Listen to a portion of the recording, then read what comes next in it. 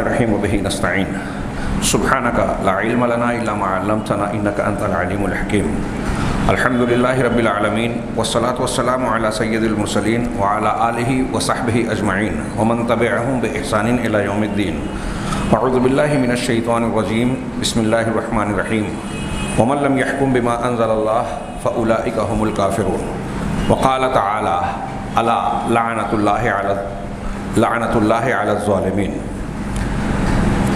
حاضرین گرامی، ہمارا درس ایک انتہائی نازک موضوع پر جاری ہے، تکفیر و ضوابط و تکفیر المعین۔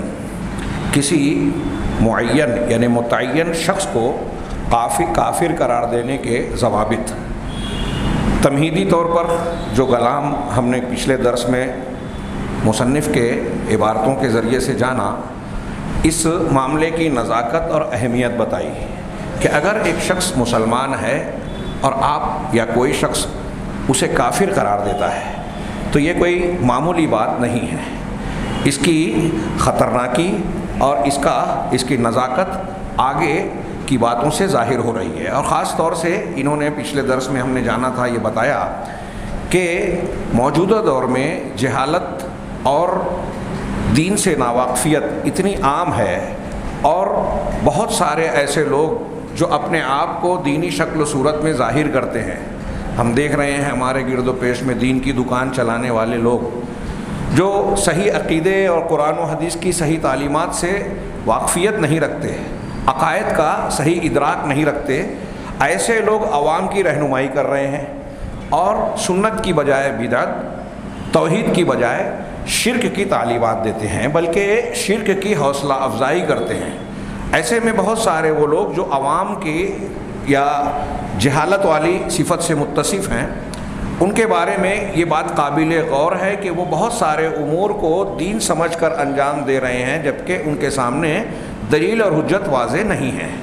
اس تناظر میں شیخ نے پچھلے درس میں ہم نے پڑھا، یہ کہا تھا کہ علماء کا انتہائی سخت اور شدید اور اولین فریضہ ہے کہ وہ توحید اور سنت کی تعلیم کو، خاص طور سے عقائد کے باب کو لوگوں کے سامنے بار بار کھول کے بیان کریں صاف انداز میں۔ اس ضمن میں انہوں نے سورہ بقرہ کی آیت سے استدلال بھی کیا کہ جو لوگ اللہ تبارک و تعالیٰ کے نازل شدہ بینات اور ہدایت جو اللہ نے اپنی کتاب میں اتاری ہے، اللہ کے نازل کرنے کے باوجود اسے لوگوں سے چھپاتے ہیں۔ یہ آیت ان الذین یکتمون ما انزلنا من البینات والہدی من بعد ما بیناہ للناس فی الکتاب اولئک یلعنہم اللہ ویلعنہم اللاعنون۔ جو لوگ اس کو چھپاتے ہیں، اس جرم کے پاداش میں اللہ کی بھی لعنت اور پھٹکار پڑتی ہے ان پر، اور تمام لعنت کرنے والوں کی لعنت۔ آگے شیخ نے کچھ روایتیں نقل کی۔ میں نے گزشتہ درس میں 2 روایتیں پیش کی تھی۔ ایک تو یہ کہ صحیح مسلم کی حدیث کے اللہ کے رسول صلی اللہ علیہ وسلم نے فرمایا کہ اللہ نے میری طرف یہ وحی کی ہے کہ تم تواضع اختیار کرو، یہاں تک کہ کوئی شخص کسی پر فخر نہ کرے اور کوئی کسی پر بغی اور زیادتی نہ کرے۔ اور اس حدیث کو نقل کرنے کے بعد شیخ نے فرمایا کہ اس میں کوئی شک نہیں کہ ایک مسلمان پر سب سے بڑا ظلم اور سب سے بڑی زیادتی یہ ہے کہ آپ اسے کافر قرار دیں۔ کافر کسی کو کہنے کا مطلب کیا ہے؟ دنیاوی اعتبار سے بھی بہت سارے معاملات بطور کافر اس پر جاری ہوں گے۔ وہ اسلام سے خارج ہو گیا، اسلامی حقوق سے محروم ہو گیا، مسلمانوں کے قبرستان میں دفن ہونے اور اپنے مسلمان رشتہ داروں کے وراثت میں حقدار ہونے، ان سب چیزوں سے محروم ہو رہا ہے۔ اور پھر اتنا ہی نہیں بلکہ آخرت میں ہمیشہ جہنم میں جانے اور اللہ کی رحمت سے محروم ہو جانے کا مستحق ہو جاتا ہے کافر۔ اسی لیے امام ابو داؤد نے، یہاں نہیں انہوں نے بیان نہیں کیا، علامہ طحاوی نے شرح العقیدہ طحاویہ میں علامہ ابن ابی العز نے نقل کیا کہ امام ابو داؤد نے باب باندھا کہ کسی مسلمان کے ساتھ سرکشی اور ظلم کا باب، اور اس ضمن میں حدیث نقل کی حضرت ابو ہریرہ رضی اللہ تعالیٰ عنہ کی کہ پچھلے زمانے میں ایک بڑا عبادت گزار آدمی تھا، المجتہد فی العبادہ کا لفظ ہے حدیث میں، کہ عبادت میں بڑی محنت کرنے والا، اور دوسرا ایسا اس کا دوست اور متعلق آدمی تھا جو غلطیاں اور گناہ کا ارتکاب کرتا تھا، یہ اسے ٹوکتا روکتا تھا۔ کہ گناہ مت کرو. ایک دن ایسا ہوا کہ وہ کسی گناہ میں ملوث پایا گیا, تو اس آدمی نے اس سے کہا کہ ایسا نہ کرو. تو اس نے کہا کہ آپ اپنا کام کیجئے, مجھ کو اور میرے اللہ کو چھوڑ دیجئے, یہ میرا اور اللہ کا معاملہ ہے. تو اس نے کہا کہ اللہ تمہیں کبھی نہیں بخشے گا, لن یغفر اللہ لک او لا یغفر اللہ لک, اس طرح کا جملہ اس نے کہا. ابو داؤد کی روایت ہے, حسن درجے کی. تو اللہ کے نبی صلی اللہ وہ شخص اس نے کہا کہ اللہ تجھے کبھی نہیں بخشے گا. اللہ تعالیٰ نے دونوں کی روح قبض کی, موت دے دی. اور جس شخص جو عبادت میں محنت کرنے والا شخص تھا, اس سے اللہ نے سوال کیا کہ تجھے کیسے معلوم کہ میں اسے معاف کرنے والا نہیں ہوں, یا تجھے کیا میرے معاملات میں اختیار حاصل ہے. اس طرح کا جملہ اس میں موجود ہے. اللہ تعالیٰ اس نے اسے سوال کیا کہ جو میرا اختیار ہے کیا اس میں تجھ کو کچھ حصے داری حاصل ہو گئی؟ کون ہوتا ہے تو قسم کھانے والا, یہ بولنے والا کہ میں معاف نہیں کروں گا؟ اور اس شخص سے جو گنہگار تھا اس سے کہا کہ تو میری رحمت کے ساتھ جنت میں چلا جا, اور فرشتوں سے کہا کہ اسے جہنم میں ڈال دو. حضرت ابو ہریرہ رضی اللہ تعالیٰ عنہ نے اس حدیث کو نقل کرنے کے بعد, بیان کرنے کے بعد کہا کہ اس نے ایک کلمہ کہا, ایک بات کہی, او بقت دنیا ہو و اخرا ہو, او کما قال, کہ اس بات نے اس کی دنیا اور آخرت دونوں تباہ کر دی ایک جملے نے. کتنا خطرناک معاملہ ہے, اندازہ لگائیے. اب آپ اور ہم یا کوئی شخص کسی کو کافر کہتا ہے, کسی کو ملعون کہتا ہے, کسی کو جہنمی اگر مخصوص اور متعین کر کے, تو یہ کتنا بھیانک معاملہ ہے, غور کیجئے. اور اس تناظر میں ان روایتوں کو دیکھیے.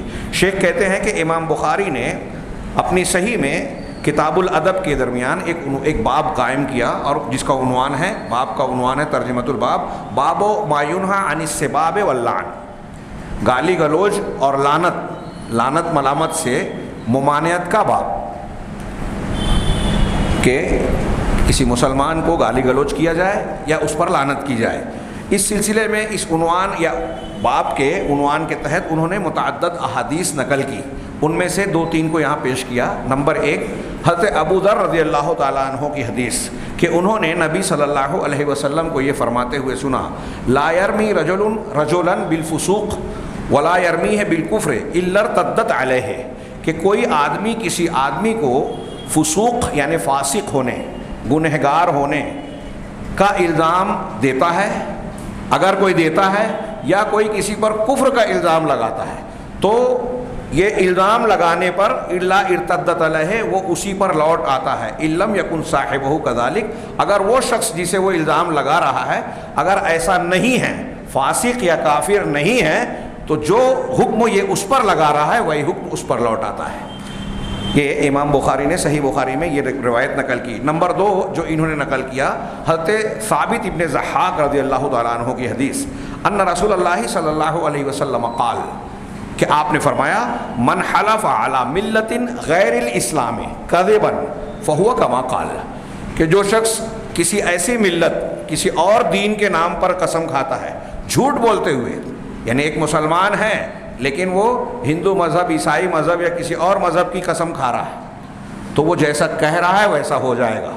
پھر درمیان میں کچھ عبارت چھوڑ کر انہوں نے نقل کیا, وَمَن لَعَنَ مُؤْمِنًا فَهُوَ كَقَتْلِهِ, اور جو شخص کسی مومن بندے کو لعنت والا ملعون قرار دے تو یہ اس کے قتل کرنے کے جیسا ہے. کسی خاص آدمی کو کہے کہ تو ملعون ہے یا فلاں آدمی ملعون ہے, تو یہ اسے قتل کرنے کے مترادف ہے. وَمَن قَذَفَهُ بِكُفْرٍ فَهُوَ كَقَتْلِهِ, اور جو شخص کسی مسلمان یا مومن آدمی کو کفر کا الزام دے, اس پر کفر کی تہمت لگائے کہ یہ کافر ہے, تو یہ بھی اس کو قتل کرنے کی طرح ہے. صحیح بخاری کی یہ دوسری حدیث نقل کی. اسی طریقے سے بل عقد بابا بعنوان, بلکہ امام بخاری نے اس عنوان کے تحت ایک باب قائم کیا, منعقد کیا, باب من اکفر اخاہ بلا تأویل, کہ باب اس شخص کا جو اپنے بھائی کو بلا تاویل کافر قرار دے, کافر کہے. بلا تعویل کو میں اپنے الفاظ میں آسان زبان میں کہوں کہ بلا سوچے سمجھے, بلا حقیقت کو جانے. ایک آدمی کا کوئی عمل دیکھا, کوئی بات سنی, اور اس کی حقیقت کو جانے بغیر, اس کے اصول و ضوابط کا لحاظ کیے بغیر اسے کافر کہہ دے. تو جو شخص بلا سمجھے بوجھے, بلا تعویل کسی مسلمان کو کافر کہے, اس کا باب, تو وہ ویسا ہی ہوگا جیسا کہ اس نے کہا، وہ خود ویسا ہو جائے گا جیسا فہو کما قال، تو وہ ویسا ہی ہوگا جیسا اس نے کہا۔ اس سلسلے میں انہوں نے کئی حدیثیں نقل کی، وہ 2 حدیثیں نقل کی جو الفاظ میں تقریباً ایک جیسی ہیں۔ نمبر 1 حضرت عبداللہ ابن عمر رضی اللہ تعالیٰ عنہما کی حدیث، وہ کہتے ہیں ایما رجل قال لاخیہ یا کافر فقد باء بها احدہما، کوئی بھی شخص اپنے بھائی سے کہتا ہے اے کافر، تو یہ کفر ان دونوں میں سے کسی کی طرف لوٹ آتا ہے۔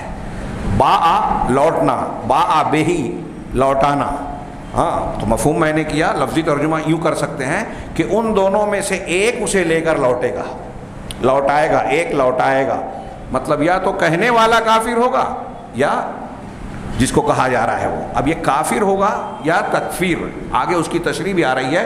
نمبر 2 اسی سے ملتی جلتی ایک دوسری حدیث بھی امام بخاری نے اس باب میں نقل کی جو حضرت ابو ہریرہ سے ہے، پہلی حضرت عبداللہ بن عمر رضی اللہ عنہما سے تھی، یہ حضرت ابو ہریرہ سے ہے کہ اللہ کے رسول صلی اللہ علیہ وسلم نے فرمایا اذا قال الرجل لاخیہ یا کافر، جب آدمی اپنے بھائی سے، دیکھیے بھائی کا لفظ استعمال کیا رسول اللہ صلی اللہ علیہ وسلم نے، اخی کہنے کا مطلب یہ کہ وہ بھی مسلمان ہے، یہ اخوت اسلامی ہی مراد ہے نا، اسلامی بھائی چارہ اور رشتہ، تو ایک مسلمان دوسرے مسلمان کا بھائی ہے۔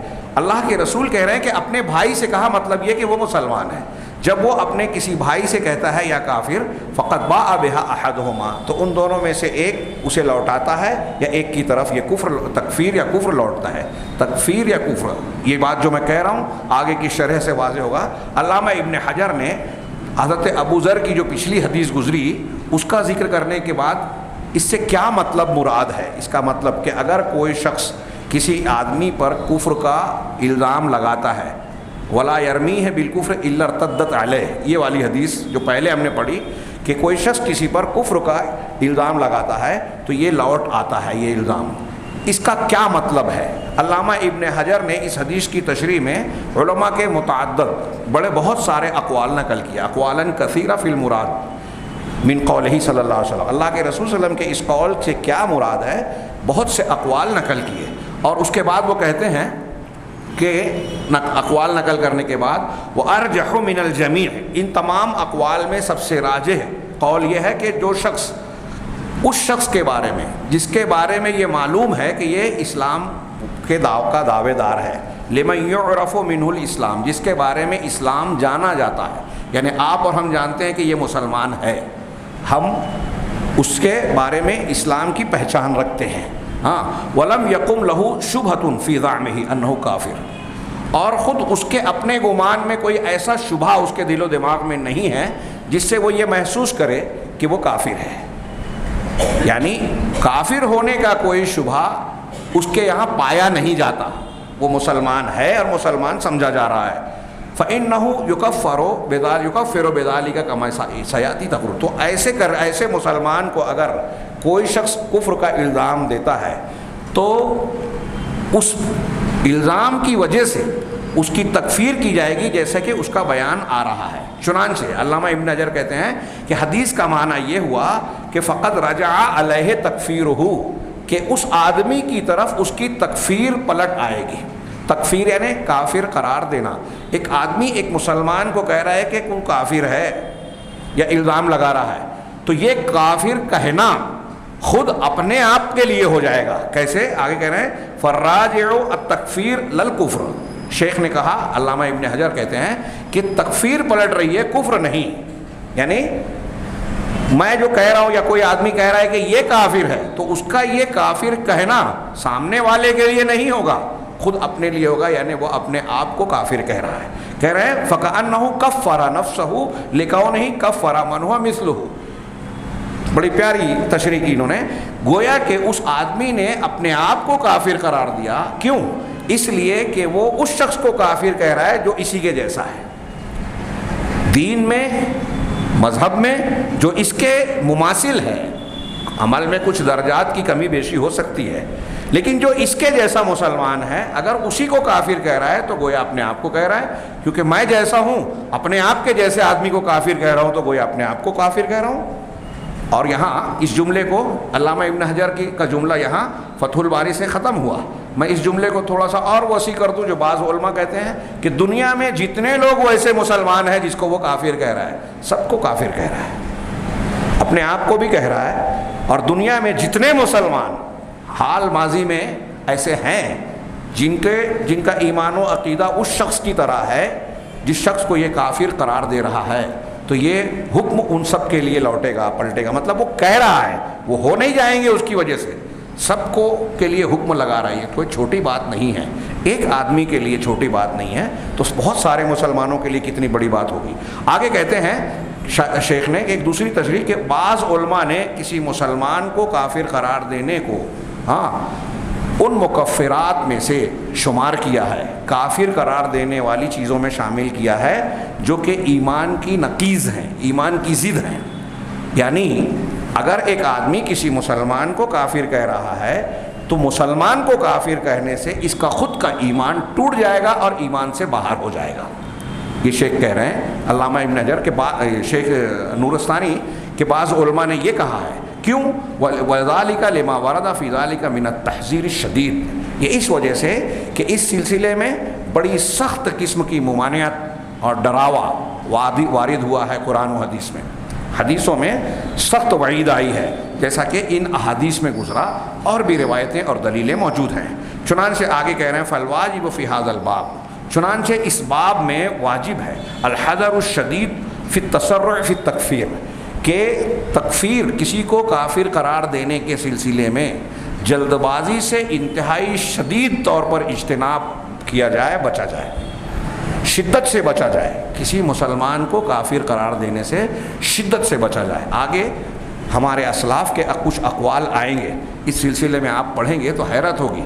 حضرت امام مالک رحمہ اللہ یہاں تک کہتے ہیں کہ اگر ایک آدمی کے 99 شبہات پائے جائیں کہ یہ کافر ہو سکتا ہے، لیکن ایک گمان اور ثبوت ایسا پایا جائے کہ وہ مسلمان ہو سکتا ہے، تو اس شخص کو میں کافر کہنے سے گریز کروں گا. اس قسم کا اس معنی کا قول اور ایسے اور بھی بہت سے اقوال آپ کو آگے ملیں گے. تو کہا کہ کسی مسلمان کو پر کفر کا الزام لگانے یا کفر کا فتویٰ دینے کے سلسلے میں جلد بازی سے بڑا شدید احتیاط برتنا چاہیے، بچنا چاہیے. اور اس سلسلے میں بچتے ہوئے اللہ تبارک و تعالیٰ کے حکم سے بچنے کا جو طریقہ ہے وہ کیا ہے؟ اللہ کے اہل سنت والجماعت کا اہل سنت والجماعت کا جو منہج ہے، قرآن و حدیث کو ماننے والے اللہ کے رسول اور صحابہ سے لے کر آج تک جو اہل السنہ والجماعہ، اہل الحدیث کہلاتے ہیں. یہ دونوں نام ہیں، اہل السنہ والجماعہ، سنت کو ماننے والے یعنی قرآن و حدیث کو، الجماعہ صحابہ کے طریقے کو، جماعت کو ماننے والے، ان کے طریقے پر جو ہے، منہج پر جو ہے، اس منہج کو جب آپ اختیار کریں گے تو یہ احتیاط آپ کے یہاں رہے گا. یہاں میں تھوڑی سی وضاحت کروں کہ کفر تکفیر کے باب میں یہ بہت بعض لوگ اس میں بڑی شدید غلطی کرتے ہیں. آپ امام طحاوی حنفی رحمہ اللہ کی کتاب العقیدۃ الطحاویہ کی شرح العقیدۃ الطحاویہ، علامہ ابن ابی العز الحنفی، اس میں اس بحث کو پڑھیے، بڑی شاندار بحث کی ہے انہوں نے. وہ ان کی عبارت ہے امام طحاوی کی، ولا نکفر احدا من اہل القبلۃ بذنب ما لم یستحل. بڑا پیارا جملہ اور آگے تشریح کہ ہم کسی اہل قبلہ میں سے، اب اہل قبلہ سے مراد صرف وہ نہیں ہے جو رخ کر لے ہوئے اور قرآن حدیث کا انکار کریں. اس کی تشریح انہوں نے اپنے مقام پر کی ہے کہ جو اہل قبلہ اللہ کے رسول صلی اللہ علیہ وسلم کی شریعت لائے ہوئی تعلیمات کا اعتراف کرتے ہیں، انکار نہیں کرتے. تو اہل قبلہ میں سے کوئی شخص اگر کوئی گناہ کا ارتکاب کرتا ہے، خاص طور سے کبیرہ گناہ، اگر کوئی گناہ کا ارتکاب کرتا ہے تو اس گناہ کے ارتکاب کی وجہ سے ہم کسی انسان کو کافر قرار نہیں دیتے ما لم یستحل لہ، جب تک کہ وہ اس کو حلال نہ سمجھے، گناہ کو حلال نہ سمجھے. غور کیجئے جملہ کیا کہہ رہے ہیں، یعنی اس کے حلال ہونے کا عقیدہ. مثال کے طور پہ سود کھانا حرام ہے، زنا کرنا حرام ہے، یہ ہم اور آپ جانتے ہیں. ایک آدمی سود کھا رہا ہے، ایک آدمی زنا کا ارتکاب کر بیٹھا، مسلمان ہے، تو کیا وہ اسلام سے خارج ہو جائے گا؟ اللہ کے نبی صلی اللہ علیہ وسلم کی بخاری مسلم کی حدیث ہے، اس میں آگے کے باب میں آئے گی، شاید ہم آئندہ ہفتہ پہنچیں گے. اللہ کے رسول صلی اللہ علیہ وسلم کا بخاری مسلم میں فرمان ہے، وارد ہے کہ لا یزنی زانی حین یزنی وہو مؤمن، زانی جب زنا کرتا ہے تو مومن نہیں ہوتا. حالت زنا حالت ایمان نہیں ہے، حالت کفر ہے. ہاں ولا یسرق السارق حین یسرق وهو مؤمن، اور سارق یعنی چور جب چوری کرتا ہے تو چوری کرتے ہوئے وہ مومن نہیں ہوتا، یعنی حالت سرقہ چوری کی حالت ایمان کی حالت نہیں ہے۔ اسی طریقے سے آگے ہے ولا یشرب الخمر حین یشربها وهو مؤمن، اور شراب پینے والا جب شراب پیتا ہے تو اس وقت وہ مومن نہیں ہوتا۔ اب یہ 3 جملے اللہ کے نبی صلی اللہ علیہ وسلم کے فرمان ہیں، وہ اس وقت مومن نہیں ہوتا۔ اہل سنت والجماعت صحابہ تابعین تبع تابعین تمام محدثین ائمہ اربعہ کوئی یہ نہیں کہتا کہ ان گناہوں کا ارتکاب کرنے والا اسلام سے خارج ہو جائے گا۔ اگر اسلام سے خارج ہو جاتا تو چور کی سزا ہاتھ کاٹنا نہیں رہتی، مرتد کی سزا بتائی گئی ہے نا۔ مرتد کی سزا کیا ہے؟ قتل کر دینا۔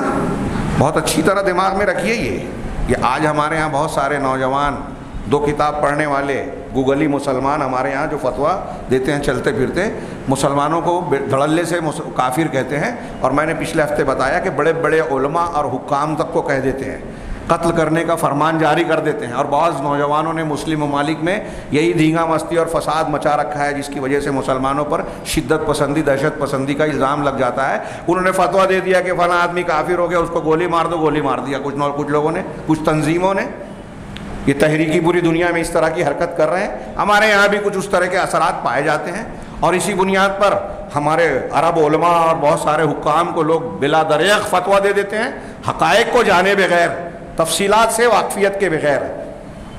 تو اللہ کے نبی صلی اللہ علیہ وسلم نے یا شریعت اسلامیہ نے، قرآن نے چور کے ہاتھ کے کاٹنے کے السارق والسارقۃ فاقطعوا ایدیہما ہے نا قرآن میں۔ اب مرتد کی سزا کیا ہے؟ قتل کر دینا۔ اب اللہ کے رسول فرما رہے ہیں کہ چور جب چوری کرتا ہے تو مومن نہیں ہوتا۔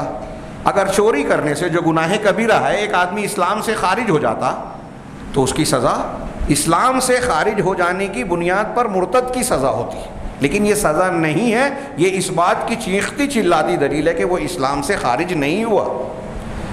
گناہ کبیرہ کا ارتکاب کرنے کے باوجود وہ آدمی مسلمان ہے، گناہ کی وجہ سے اس کے ایمان کا درجہ کم ہوا۔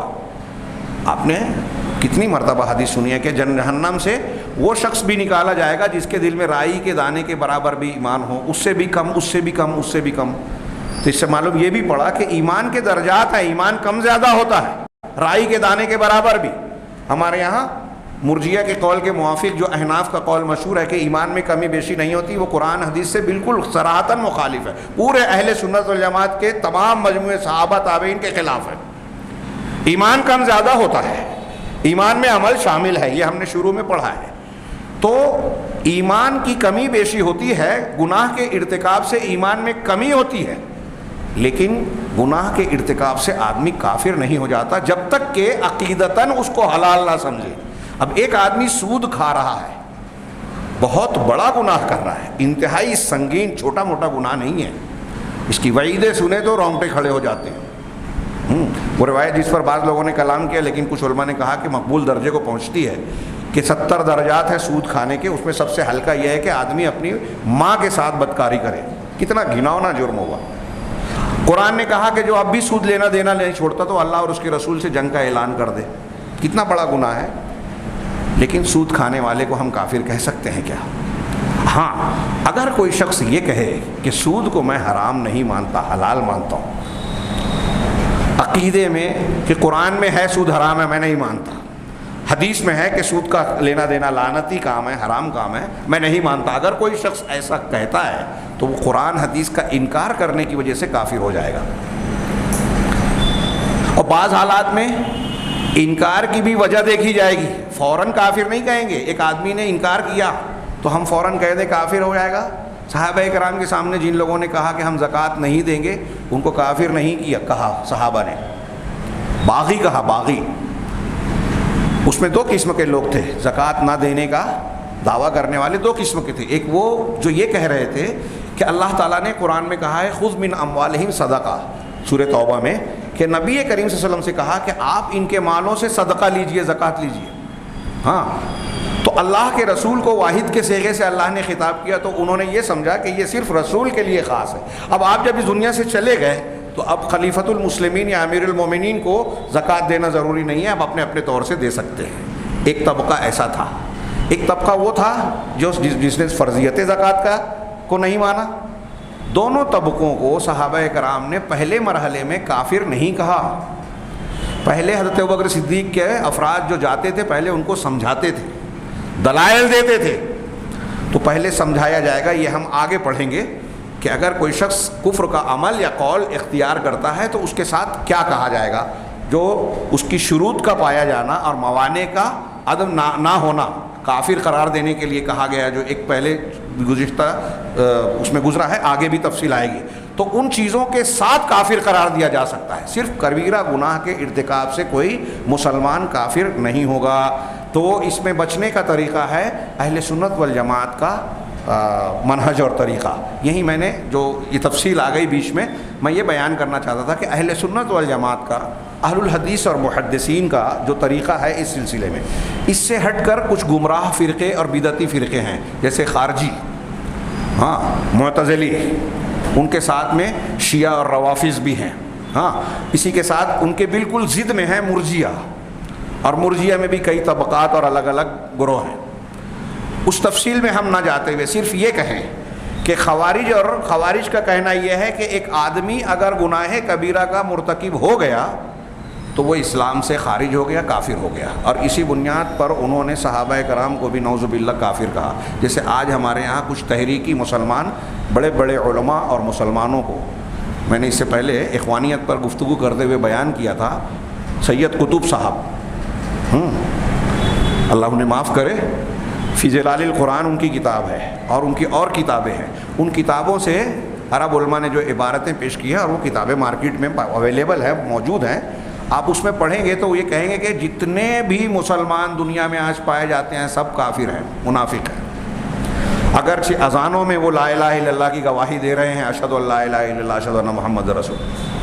ایک صاحب نے آ کے ان کے ایک شاگرد سے پوچھا, جو اخوان المسلمین کے ایک عہدیدار تھے شیخ اشماوی سے, کہ اگر یہ کافر ہیں تو ان کا ذبیحہ کھایا جائے کہ نہیں کھایا جائے. تو کہا چلیے سید صاحب تو زندہ ہیں, ان سے پوچھ لیتے ہیں. تو ان سے جب جا کر پوچھا تو کہا ٹھیک ہے, ان کو اہل کتاب کے زمرے میں رکھ کر ان کا ذبیحہ کھا لو. یعنی مسلمان تو نہیں ہیں وہ, لیکن اسلام نے اہل کتاب کے ذبیحے کو حلال قرار دیا ہے, تو ان کو اہل کتاب کی طرح سمجھ کر ان کا ذبیحہ کھا سکتے ہو. پورا سماج اور پوری دنیا کو جاہلیت کا دور بتایا, ساروں کو کافر کرا, پوری دنیا کو کافر قرار دیا, سوائے اس کے جو ان کی فکر کا حامل ہو, بس وہی مسلمان ہے. ہمارے یہاں بھی کچھ لوگ ہیں جس گروہ پہ ہمارے یہاں پابندی لگی وہ آج جماعت اسلامی والوں کو بھی مرتد کہتے ہیں, انہی کی پیداوار ہے. بولتے ہیں کہ ان کی نافرمان اولاد, اور ایسی نافرمان اولاد کے کافر ہونے کا فتویٰ دے رہی ہے. چلتے پھرتے آج بھی اس قسم کے لوگ پائے جاتے ہیں, بحث کرتے ہیں. یہ چھوٹا موٹا معاملہ نہیں ہے, یہ جو میں نقل کر رہا ہوں یہ اس کی نزاکت, خطرناکی, اور ہمارے درمیان یہ چیز پایا جانا. اب ایک آدمی اگر آپ کو ہم کو کافر مانتا ہے تو ہمارے ساتھ محبت کرے گا یا نفرت کرے گا؟ اور یہی یہ سکھاتے ہیں, نفرت کرو. یہ جو ہم عالم اسلام میں خبریں پڑھتے ہیں کہ مسلمانوں کے درمیان جو بم دھماکے کر دیے یا فلاں قتل کر دیا, ایک مسلمان عورت کے ساتھ ایسی حرکت کی اور ویسی کی, تو وہ ان کو مسلمان سمجھ ہی نہیں رہے ہیں. ہمارے یہاں جو لوگ کفر کے فتوے دیتے ہیں, اور یہ اہل بدعت کی ایک پہچان بتائی ہے علماء نے, بحث میں بحث آتی جا رہی ہے, آگے میں بڑھ نہیں پا رہا ہوں. ضمناً ایک بحث یہ بھی ہے, بعض علماء نے لکھا, یہ علامہ ابن ابی العز حنفی نے بھی لکھا, کہ اہل بدعت کی برائیوں میں سے ایک برائی یہ ہے کہ وہ مسلمانوں کو کافر کہتے ہیں, اور اہل سنت کی خوبیوں میں سے ایک خوبی یہ ہے کہ وہ اہل بدعت کو بھی کافر کہنے میں احتیاط برتتے ہیں.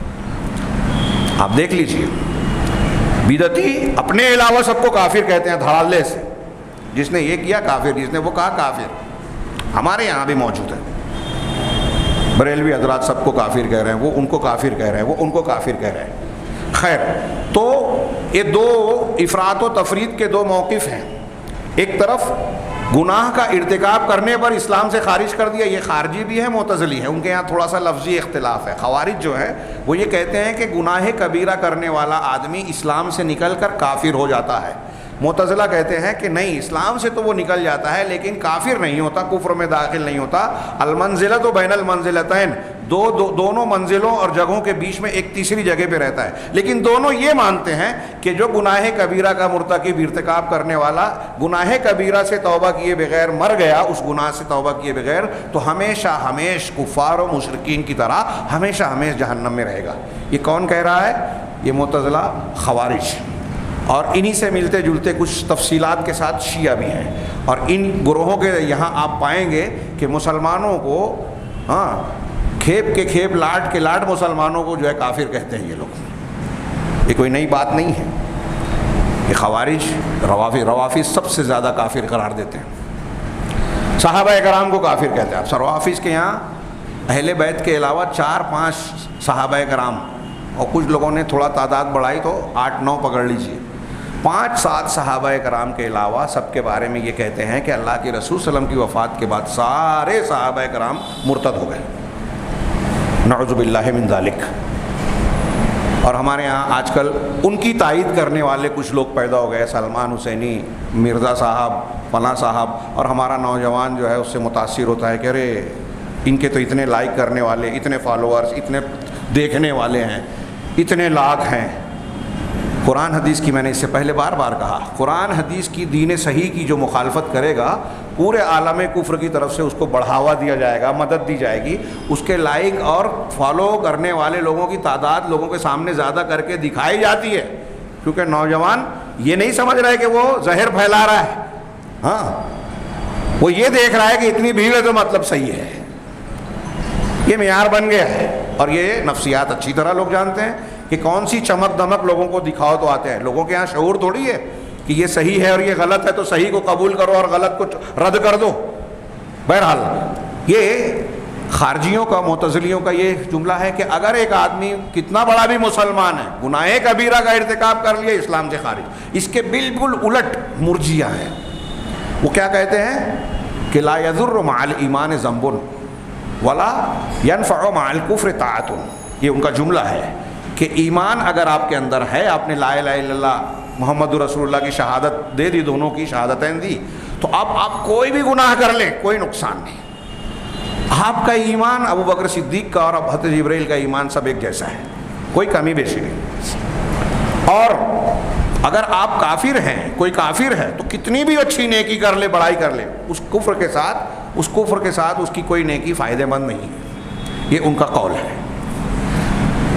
مرجیہ نے قرآن حدیث کی وہ دلیلیں لی جس میں اللہ تبارک و تعالیٰ نے اہل ایمان کے لیے وعدے کیے ہیں کہ جو لوگ ایمان لائے، عمل صالح کیا، تو ان کے لیے ایسے ایسے باغات ہیں، ایسی جنتیں ہیں جن کے نیچے نہریں جاری ہیں، ان کو یہ نعمتیں ملے گی، یہ انعام ملے گا. تو جن حدیثوں اور آیتوں میں وعدے ہیں، مرجیہ نے بولے لیے کہ دیکھیے اللہ تعالیٰ تو کہہ رہا ہے کہ ایمان والوں کے لیے جنت ہے، تو اب ایک شخص نے شہادتین کلمہ پڑھ لیا، بعض اب اس کے لیے یہ بشارت ہے. اس کے بالکل الٹ خوارج اور معتزلہ نے کیا کہا کہ قرآن حدیث میں جو وعیدیں ہیں، جو دھمکیاں ہیں کہ جن لوگوں نے کفر کیا، جن لوگوں نے گناہ کیا، جن لوگوں نے اللہ کی نافرمانی، سرکشی اور مخالفت کی، تو ان کے لیے دردناک عذاب ہے، جہنم ہے، فلاں ہے، فلاں ہے. انہوں نے ان حدیثوں اور آیتوں کو لے لیا. ان لوگوں نے، خوارج اور معتزلہ نے، وعید اور دھمکی والی دلیلوں کو لیا، وعدے والی حدیثوں اور قرآن کی آیتوں کو چھوڑ دیا.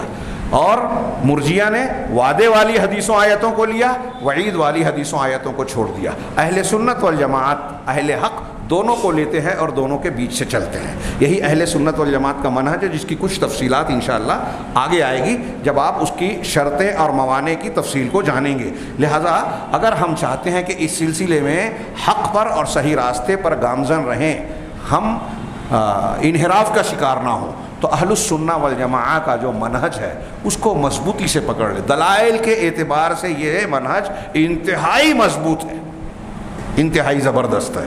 چنانچہ آگے کہہ رہے ہیں کہ اہل السنہ والجماعہ نے اس معاملے میں، یعنی کسی انسان کو کافر قرار دینے کے سلسلے میں یا کفر کا فتویٰ دینے کے سلسلے میں کچھ ضوابط بیان کیے ہیں، متعین کیے ہیں، یہ ضوابط اپنے دماغ کی اپج کے طور پر نہیں بنائے کہ اپنے دماغ سے نکال کر اصول بنا لیے، بلکہ یہ ضوابط شریعت کے نصوص، قرآن اور حدیث کے نصوص سے مستنبط ہیں، نکالے گئے ہیں۔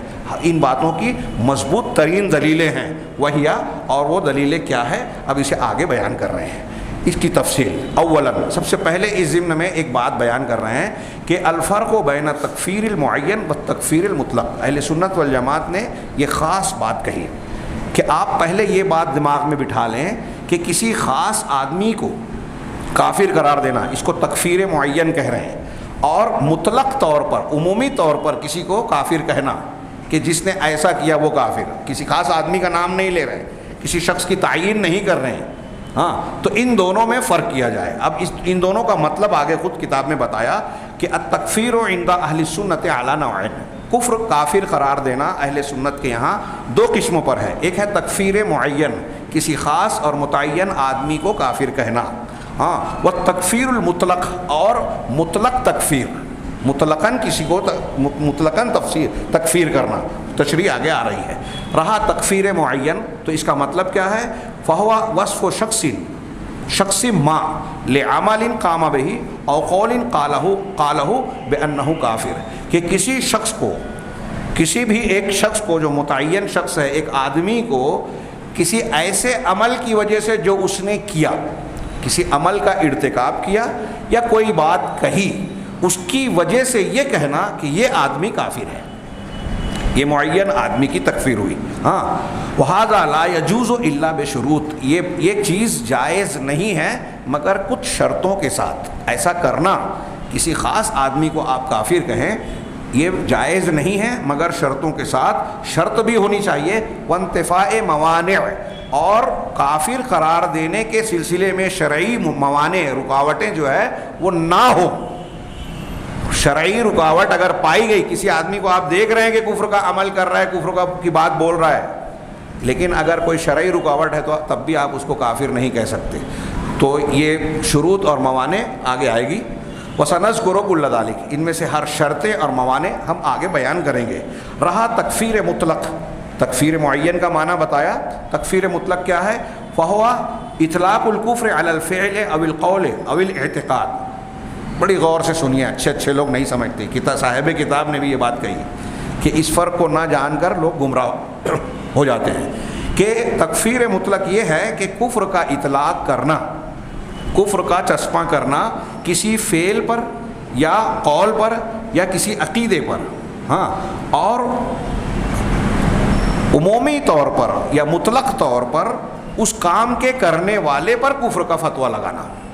ہاں، جیسے یہ کہنا کہ جس شخص نے ایسا ایسا کیا وہ کافر، تو مطلب اس فعل پر، اس کے کرنے والے پر آپ کفر کا فتویٰ لگا رہے ہیں، لیکن کسی خاص آدمی کو نہیں کہہ رہے ہیں۔ کہہ رہے ہیں وَقَدْ وَهَذَا النَّوْعُ قَدْ وَرَدَ فِي الشَّرْعِ اطلاقُهُ، شریعت میں اس کا اطلاق وارد ہوا ہے، قرآن اور حدیث میں بہت ملے گا آپ کو اطلاق۔ فَنُطْلِقُهُ كَمَا أَطْلَقَهُ الشَّارِعُ، تو ہم بھی اس کا اطلاق عموم کے معنی میں سمجھیے آپ لوگ، کہ ہم کسی کو مطلقاً کافر کہنا، یعنی عمومی سطح طور پر کہنا، عموم کے طور پر شریعت نے جس کو عموماً یا مطلقاً کافر کہا ہے، ہم بھی ویسے ہی کہیں گے۔ جیسے مثال کے طور پہ کہا جائے گا من اعتقد ان اللہ لیس فوق السماء، جو شخص یہ عقیدہ رکھتا ہے کہ اللہ آسمانوں کے اوپر نہیں ہے وہ کافر۔ یہ مطلق بات ہو گئی ہے کہ جو شخص ایسا کہتا ہے، جو شخص ایسا عقیدہ رکھتا ہے کہ اللہ آسمان پر نہیں ہے، عرش پر مستوی نہیں ہے، وہ کافر ہے۔ تو یہ مطلقاً بات ہو گئی۔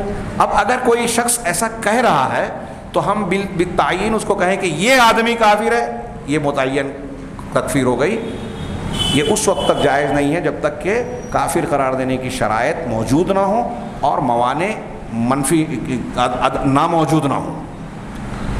تو مطلقاً کیا ہوا کہ کسی فعل، قول پر یا کسی عقیدے پر اس کے ارتکاب کرنے والے کے سلسلے میں کہا جائے کہ جو شخص ایسا عقیدہ رکھے وہ کافر۔ ہاں، اور یا کوئی یہ کہے کہ سود کا کھانے والا ملعون ہے، ایک جملہ ہم کہہ رہے ہیں کہ جو سود کھاتا ہے وہ ملعون ہے، لعنتی ہے، جس پر لعنت بھیجی گئی۔ لیکن ایک آدمی سودی لین دین کر رہا ہے، اب ہم کہیں کہ یہ آدمی سود لے رہا ہے، سود دے رہا ہے، اس لیے ملعون ہے، یہ جائز نہیں ہے، شرائط کے ساتھ جائز ہوگا۔ تو ایک آدمی سود کھاتا ہے وہ ملعون ہے، یہ مطلق بات ہوئی، اور ایک آدمی کو متعین کر کے آپ کہہ رہے ہیں یہ تکفیر المعین ہوئی، دونوں میں فرق ہے۔ اسی طریقے سے شراب کا پینے والا، شراب خور ملعون ہے، وَنَحْوِ ذَلِكَ مِمَّا أَطْلَقَهُ الشَّارِعُ، اس طریقے کا اور دوسرے اقوال جس کو شارع نے مطلق رکھا ہے، عام رکھا ہے۔ وَمِنْ هَذَا الْجِنْسِ، اسی قبیل سے، اسی قسم میں سے وہ بات بھی ہے جسے علماء ائمہ نے اہل بدعت کی تکفیر کے طور پر جملے استعمال کیے، یعنی ہمارے پرانے ائمہ کرام نے، محدثین نے جو کہا ہے کہ جو شخص جہمیہ میں سے ہے یا جہمیہ اور فلانے یہ کافر ہیں، تو یہ جو جہمیہ کا لفظ کہا گیا کہ جہمیہ کافر ہیں یا معتزلہ کافر ہیں یا فلاں کافر ہیں، اگر اس قسم کا کوئی جملہ بولا گیا تو یہ بالتعیین نہیں ہے۔ معتزلہ اور جہمیہ کا جو عقیدہ ہے اس عقیدے کے اختیار کرنے والے کافر ہوں گے۔ یہ بتانا چاہ رہے ہیں کہ ہمارے علماء سلف نے بعض بدعتی فرقوں کو، جیسے قدریہ جو تقدیر کا انکار کرتے ہیں، قدریہ، جہمیہ اور ان جیسے لوگوں کو جو مطلقاً کافر کہا ہے تو وہ بھی اسی قبیل سے ہے، کسی خاص کی تعیین نہیں کی گئی اس میں۔ ہاں، فَيَتَعَلَّقُ الْحُكْمُ بِالْعُمُومِ أَوْ بِالْفِعْلِ، تو یہ جو حکم ہے ایسی صورت میں جب ہم کسی کو کہہ رہے ہیں کہ جو ایسا کہتا ہے وہ کافر، تو ایسی صورت میں کفر کا یہ حکم عموم کے ساتھ جڑا ہوگا یا فعل کے ساتھ جڑا ہوگا، کسی معین شخص کے ساتھ نہیں جڑے گا۔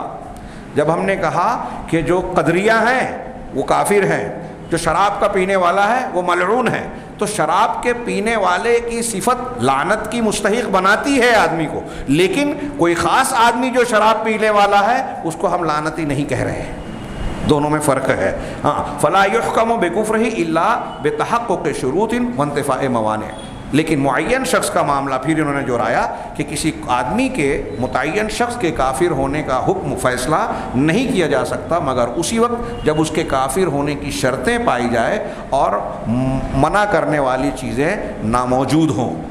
چنانچہ فلا یبادر المعین بالتکفیر، تو کہہ رہے ہیں تکفیر کے ساتھ کسی معین آدمی کے سلسلے میں جلد بازی نہیں کی جائے گی، حتی تورد لہ الحجج، یہاں تک کہ اس کے سامنے دلیلیں پیش کر دی جائیں۔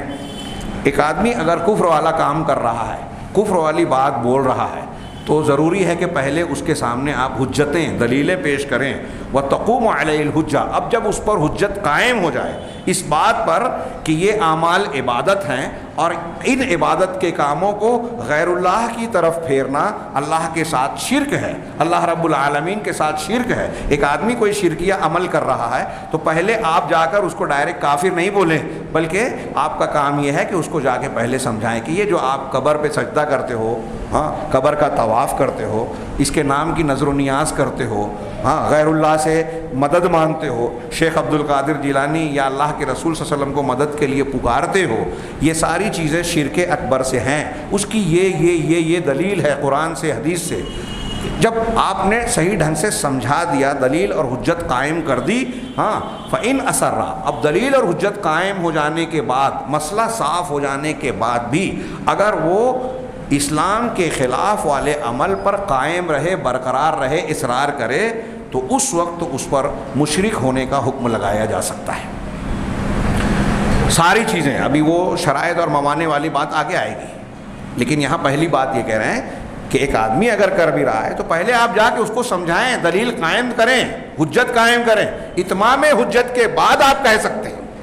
پہلے ہی مرحلے میں ایک آدمی نے ایک گناہ کا ارتکاب کیا، شرکیہ کام کا ارتکاب کیا، اور آپ جھٹ سے اس پر فتویٰ لگا دیں یہ کافر ہو گیا، یہ صحیح نہیں ہے۔ آگے کہہ رہے ہیں وَهَذَا التَّفْرِيقُ بَيْنَ التَّكْفِيرِ الْمُطْلَقِ وَبَيْنَ تَنزِيلِهِ عَلَى شَخْصٍ مُعَيَّنٍ، یہ جو ہم فرق بتا رہے ہیں، تکفیر مطلق طور پر کسی کو کافر، لوگوں کو کافر قرار دینا، یا کسی معین شخصیت پر کفر کا حکم لگانا، ان دونوں کے درمیان فرق ہے۔ یہ فرق ایسا ہے جس پر قرآن اور حدیث کی دلیلیں دلالت کرتی ہیں۔ اب ہمارے یہاں جوشیلے جذباتی نوجوان ہیں، یہ جب ہم بیان کرتے ہیں تو وہ اس کو مانا، اللہ کے رسول نے کہہ دیا نا کہ جو ایسا کرے وہ کافر، بس وہ کافر ہو گیا۔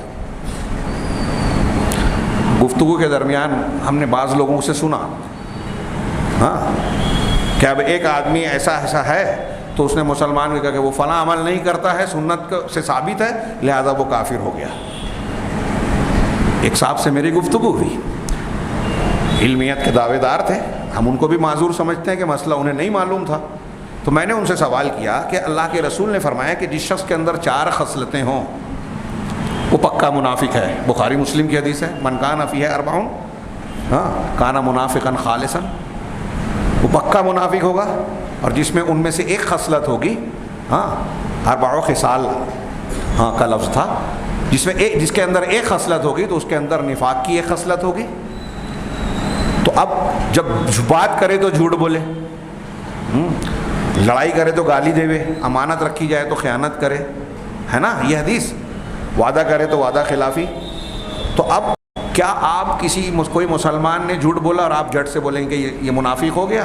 اور وہی منافق جو فی الدرک الاسفل من النار، جہنم کے سب سے نچلے طبقے میں، کہاں اللہ کے رسول نے کہا ہے تو ہو گیا۔ وہ صاحب یہ کہنے لگے کہ اللہ کے رسول نے کہا ہے تو ہو گیا۔ میں نے کہا کہ اللہ کے رسول نے کہا ہے کہ مسلمان سے لڑائی کرنا کفر ہے۔ اب صحابہ کرام میں جھگڑا ہوا، لڑائی ہوئی، جنگ جمل جنگ سے بھی، تو کیا سارے صحابہ کرام کافر ہو گئے؟ تو وہ سوچنے لگے، اتنا شعور تھا ان کے اندر۔ تو پھر میں نے ان کو مسئلہ سمجھانے کی کوشش کی اور یہ دلائل دیے، اور میں نے کہا کہ یہ جو ہم تعویل کر رہے ہیں یہ ہماری اپنے گھر کی تعویل نہیں ہے، یہ قرآن حدیث سے، اللہ کے رسول صلی اللہ علیہ وسلم سے ثابت ہے، صحابہ سے ثابت ہے۔ جو 4 نفاق کی خصلتوں والی حدیث ہے نا، حضرت ابن عباس رضی اللہ تعالیٰ عنہ کہتے ہیں کہ یہ عملی نفاق ہے، عمل کا نفاق اور عقیدے کا نفاق دونوں میں فرق ہے۔ ایسے ہی عمل کا کفر اور عقیدے کا کفر دونوں میں فرق ہے، دونوں کے درجات ہیں، اسی لیے کفر اکبر اور کفر اصغر ہے، شرک اکبر اور شرک اصغر ہے۔ یہ شرک اصغر خود حدیث میں اللہ کے رسول نے بیان کیا، ریاکاری شرک اصغر ہے۔ اور یہاں آگے بہت پیاری دلیل دے رہے ہیں، ایک دلیل دے رہے ہیں آج کے درس میں، ہم یہاں اس کو مکمل کر لیں، جس کو امام بخاری نے حضرت عمر بن خطاب رضی اللہ تعالیٰ عنہ سے نقل کیا۔ ان دلیلوں میں سے، بہت سی دلیلوں میں سے، کہ معین شخص کو کافر قرار دینا اور مطلق طور پر کسی کو کافر کہنا، کسی فعل صفت یا کسی کام کے کرنے والے کو کافر کہنا، دونوں میں بہت فرق ہے۔ اس کی بہت سی دلیلیں ہیں، اس میں سے ایک یہ دلیل جو امام بخاری نے حضرت عمر بن خطاب رضی اللہ تعالیٰ عنہ سے نقل کی کہ ان رجلا کان علی عہد النبی صلی اللہ علیہ وسلم اسمہ عبداللہ، کہ ایک آدمی اللہ کے رسول صلی اللہ علیہ وسلم کے عہد مبارک میں تھا جس کا نام عبداللہ تھا، وکانا یلقب حمارا، ان کو حمار کے لقب سے پکارا جاتا تھا، وکانا یضحک النبی صلی اللہ علیہ وسلم، یہ نبی کریم صلی اللہ علیہ وسلم کی دلجوئی کرتا تھا، ہنساتا تھا۔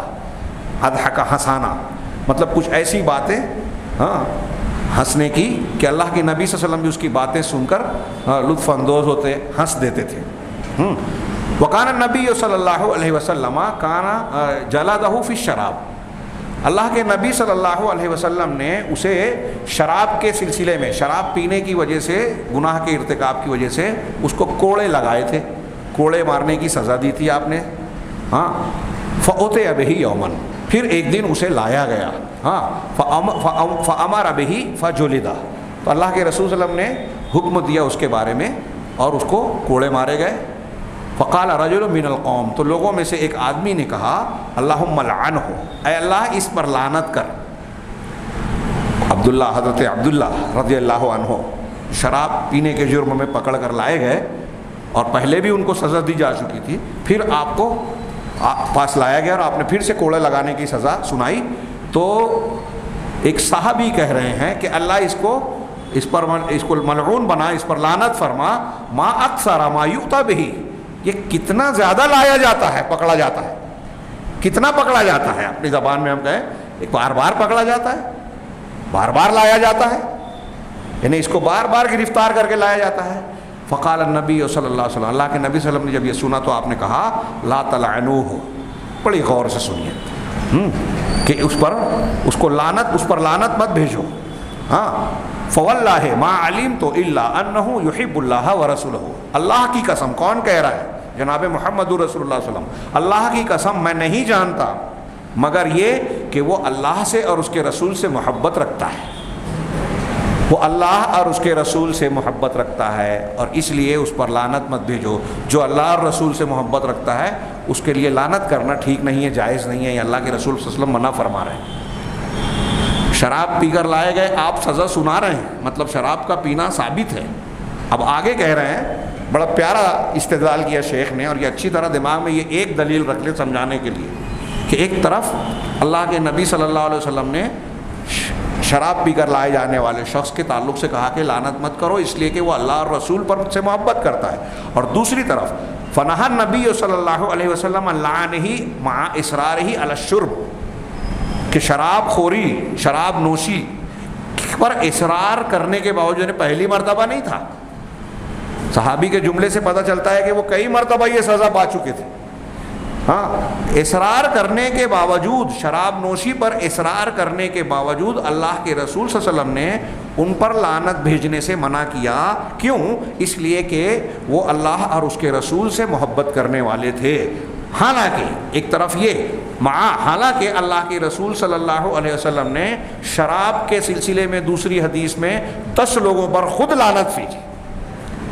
آپ نے ان کو کہا کہ یہ شراب پی کر لائے گئے، لعنت مت بھیجو، اور آپ نے خود دوسری حدیث میں فرمایا کہ 10 لوگوں پر اللہ کی لعنت بھیجتے ہوئے کہا کہ جو شراب ہے وہ لعنت، اس پر لعنت، شراب کو کشید کرنے والے، آسرہا نچوڑنا معنی ہوتا ہے، یعنی کشید، شراب کو بنانے والا، اس کو کشید کرنے والے، وشاربہا شراب کو پینے والا، وساقیہا اور اس کے پلانے والے کو، پلانے والے پر، وحاملہا اس کو اٹھا کر لاد کر لانے والے، ٹرانسپورٹیشن کے ذریعے سے، یا آپ ایک جگہ سے دوسری جگہ کسی کو اوپر پہنچا رہے ہیں، ہاں، والمحمولۃ الیہ اور جس کے پاس شراب اٹھا کر لے جایا جائے، وبائعہا اور اس کے بیچنے والے پر، ومبتاعہا اور اس کے خریدنے والے پر، وآکل ثمنہا اور اس کے قیمت کو کھانے والے پر، ان سب پر 10 لوگوں پر اللہ کے رسول صلی اللہ علیہ وسلم نے لعنت بھیجی ہے۔ یہ حدیث احمد، ابو داؤد، ترمذی، ابن ماجہ، طبرانی نے اوسط میں نقل کی،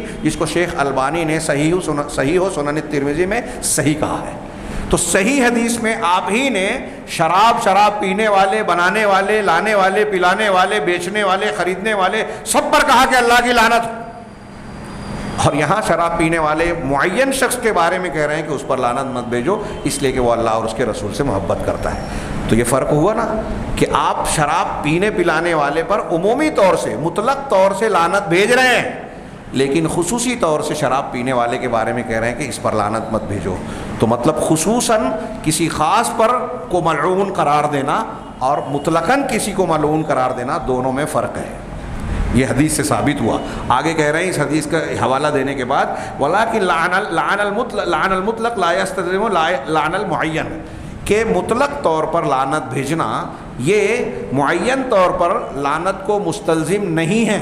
یعنی اگر آپ کہہ رہے ہیں کہ شراب پینے والے پر اللہ کی لعنت ہے تو یہ مطلق ہو گئی، لیکن کوئی خاص شراب پینے والا ہے تو اس جملے کی وجہ سے یہ لازم نہیں آیا، ضروری نہیں ہے کہ ہم اس خاص آدمی کو ملعون کہیں، لعنتی کہیں۔ کیوں کہہ رہے ہیں؟ الذی قام بہ ما یمنع من لحوق اللعنۃ بہ، کیونکہ اس شخص نے کوئی ایسا عمل کیا ہے، شراب پینا لعنتی کام ہے، لیکن ممکن ہے کہ اس شخص کے اندر کوئی ایسی بات موجود ہو جس سے لعنت کا اس پر چپکنا، لعنت کا مستحق ہونا اس کے لیے صحیح نہ ہو، یعنی یہ چیز رکاوٹ بن جائے۔ جیسے اللہ کے رسول نے اس کے بارے میں کہا کہ وہ اللہ اور اس کے رسول سے محبت کرتا ہے، اس لیے لعنت نہیں بھیج سکتے، اگرچہ وہ شراب پیتا ہے، سزا پا رہا ہے شراب پینے کی، پھر بھی چونکہ وہ اللہ اور اس کے رسول سے محبت کرنے والا ہے، اس وجہ سے اس سے لعنت نہیں لگے گی۔ وَكَذَلِكَ التَّكْفِيرُ الْمُطْلَقُ وَالْوَعِيدُ الْمُطْلَقُ، اب جیسے لعنت کا معاملہ ہے ایسے ہی کافر قرار دینا، ہاں، کسی کو کوئی اور جو قرآن حدیث میں دھمکی دی گئی ہے کہ وہ شخص جو ہے فاسق ہے، وہ بدعتی ہے، وہ ظالم ہے، یا وہ جو ہے جہنمی ہے، یہ سب کا معاملہ ایسا ہی ہوگا کہ مطلق وعید جو قرآن و حدیث میں آئی ہے مطلق طور پر بیان کرنا الگ ہے اور کسی خاص آدمی کو قرار دینا الگ ہے۔ وَلِهَذَا كَانَ الْوَعِيدُ الْمُطْلَقُ فِي الْكِتَابِ وَالسُّنَّةِ مَشْرُوطًا بِثُبُوتِ شُرُوطٍ وَانْتِفَاءِ مَوَانِعٍ، اسی وجہ سے قرآن اور حدیث میں، کتاب اور سنت میں جو وعیدیں آئی ہیں، اللہ کی دھمکیاں ہیں، وہ مطلق طور پر آئی ہیں اور کسی مخصوص کے لیے ضروری ہے کہ اس میں شرطیں پائی جائیں اور اس میں موانع موجود نہ ہوں۔ امام ابراہیم نخعی، یہ 2-3 انہوں نے قول نقل کیے کہ حضرت ابراہیم نخعی تابعی ہیں، مشہور ہے کہ امام حنیفہ کے شاگرد ہیں، عبداللہ ابن مسعود رضی اللہ تعالیٰ عنہ کے شاگردوں میں، بڑی شخصیت تابعی حضرت ابراہیم نخعی رحمہ اللہ، ان سے کہا گیا کہ ما ترا فی لعن الحجاج، کہ حجاج بن یوسف کے بارے میں آپ اور ہم جانتے ہیں، مسلمان تھے جنہوں نے محمد بن قاسم کو ہندوستان کی مہم پر بھیجا تھا، اس کے الگ الگ تشریحات تاریخ میں موجود ہیں، اور بھی ان کے کچھ کارنامے، لیکن یہ بڑے ظالم تھے، کئی صحابہ اور کئی تابعین کو انہوں نے شہید کیا، قتل کیا۔ اب ایسے آدمی کو جس نے بالکل اعلیٰ درجے کے مسلمانوں کو قتل کی سزا دی، قتل کیا، ظاہر سی بات ہے کہ ظالم تھا۔ ظالم شخص، یہ میں سمجھانے کے لیے کہہ رہا ہوں، اس کے بارے میں بعض لوگوں نے حضرت ابراہیم نخعی سے پوچھا کہ حجاج پر لعنت بھیجنے کے بارے میں آپ کی کیا رائے ہے؟ تو وہ کہتے ہیں کہ الا تسمعوا الی قولہ تعالی، حضرت ابراہیم نخعی جواب دیتے ہیں کہ تم کیا اللہ تعالیٰ کے اس قول کو نہیں سنتے کہ آپ، اللہ نے فرمایا ہے الا لعنت اللہ علی الظالمین، کہ سنو ظالمین پر اللہ کی لعنت ہے۔ یہ عمومی ہے، مطلق، جو بھی ظلم کرتا ہے اس پر لعنت ہے، لیکن حجاج پر لعنت ہو ہم یہ نہیں کہتے، گویا یہی ماننا ہوا۔ حجاج کا نام لے کر لعنت ہی نہیں کہہ رہے ہم یہ کہہ رہے ہیں کہ جو ظالم ہیں ان پر اللہ کی لعنت۔ یہ قرآن و حدیث میں مطلق حکم بہت ہے۔ دوسرا قول، وسئل الامام احمد، امام احمد بن حنبل رحمہ اللہ سے پوچھا گیا اور کہا گیا، قیل لہ، ان سے کہا گیا کہ الرجل یذکر عنده الحجاج او غیرہ فیلعنہ، کہ ایک آدمی ہے جس کے پاس حجاج بن یوسف یا اس کے علاوہ کسی مسلمان کا ذکر کیا جاتا ہے اور وہ آدمی اس پر لعنت بھیجتا ہے، کہتا ہے کہ وہ ملعون ہے، لعنتی ہے، اللہ کی لعنت ہو اس پر، تو آپ اس شخص کے بارے میں کیا کہتے ہیں؟ حضرت امام احمد سے پوچھا گیا کہ حجاج کا ذکر کر کے ایک آدمی کے سامنے ذکر کیا جاتا ہے اور وہ آدمی حجاج بن یوسف پر لعنت بیچتا ہے یا کسی اور مسلمان پر، تو حضرت امام احمد بن حنبل نے جواب دیا، لا یعجبنی، یہ مجھے پسند نہیں ہے، یہ صحیح نہیں ہے، مجھے پسند نہیں ہے۔ لو عبر فقال، اگر وہ بیان کر رہا ہے تو یہ کہے الا لعنت اللہ علی الظالمین، وہی آیت کا ٹکڑا سورہ ہود کی، کہ سنو ظالمین پر اللہ کی لعنت ہے۔ کسی شخصیت کا نام لے کر یہ نہ کہے، جو ظالم ہے اللہ جانتا ہے کہ کون ظالم ہے اور کس نے توبہ کر لی، کس کا خاتمہ کیا ہوا، کون لعنت کا مستحق ہے، لہذا ہمیں مطلق طور پر کہنا چاہیے، ہم باطن کو، حقائق کو نہیں جانتے۔ اسی طریقے کا قول امام حسن بصری رحمہ اللہ، علامہ ابن سیرین رحمہ اللہ، یہ سب تابعین ہیں، امام حسن بصری، ابن سیرین، ابراہیم نخعی تابعین ہیں، ان لوگوں سے بھی اسی طرح کا قول منقول ہے۔ یہ ایک اقوال شیخ نورستانی حفظہ اللہ نے امام خلال کی کتاب السنہ سے نقل کی ہے، عقیدے کی کتاب ہے جس کا نام ہے السنہ، امام خلال کی۔ چنانچہ ان اقوال کو نقل کرنے کے بعد یہ کہہ رہے ہیں، فَهَذِهِ الْأَدِلَّةُ وَالرِّوَایَاتُ تَدُلُّ عَلَىٰ أَنَّ التَّكْفِيرَ الْمُطْلَقَ لَا يَسْتَلْزِمُ التَّكْفِيرَ الْمُعَيَّنَ، کہ یہ دلیلیں اور روایتیں یہ بتاتی ہیں، ثابت کرتی ہیں، دلالت کرتی ہیں کہ مطلق تکفیر معین تکفیر کو مستلزم نہیں ہے، یعنی آپ مطلق طور پر کوئی بھی شخص یہ کہے کہ جو ایسا کرے وہ کافر، جو ایسا کرے وہ لعنتی، جو ایسا کرے وہ جہنمی، یہ مطلق کہنا الگ ہے اور کسی معین شخص پر کہنا الگ ہے۔ اگر ہم مطلق طور پر کہہ رہے ہیں تو اس کا مطلب یہ نہیں ہے، جیسے ہم نے کہا کہ شراب پینے والا ملعون ہے تو ہر شرابی کو ہم ملعون کہنے لگے کہ تو ملعون ہے، تو ملعون ہے، یہ لازم نہیں آتا، دونوں میں فرق ہے۔ اور اسی جنس سے لعنت کا معاملہ بھی ہے، وقت زیادہ ہو رہا ہے، لیکن بحثیں بڑی پیاری ہیں، انشاءاللہ آئندہ ہفتہ یہ جاری رہے گا۔ ابھی یہ ان کا یہ مبحث پورا نہیں ہوا، 2 پیراگراف باقی ہیں اور بڑی پیاری بات کہی ہے۔ مجھے لگتا ہے کہ اگر میں مزید تفصیل بیان کروں تو اس کی جو اہمیت ہے، سننے کے کافی وقت گزر جانے کے بعد اس چستی سے ہمارے سننے والے شاید نہ سن پائیں جس چستی کے ساتھ اس بحث کو سننے کا تقاضا ہے، لہٰذا اگلا درس ہم اسی پیراگراف سے شروع کریں گے درمیان میں سے، اور آگے جو اس کے بعد شرائط وغیرہ کا ذکر ہے اسے اچھی طریقے سے ذہن نشین کرنے کی کوشش کریں گے۔ اللہ تعالی ہمیں دین کو سمجھنے اور اس پر عمل کرنے کی توفیق دے۔ وآخر دعوانا ان الحمد للہ رب العالمین، وصلی اللہ علی نبینا محمد۔